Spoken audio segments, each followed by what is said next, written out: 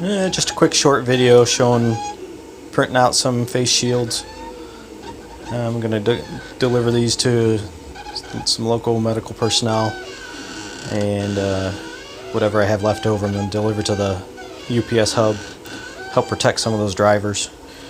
So there's some of mine already done, 2 more printing off. Takes a long time to do these. It's probably just about 2 hours to do 2 of them like this.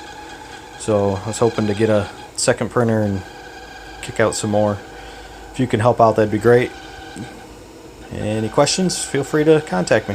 Thank you.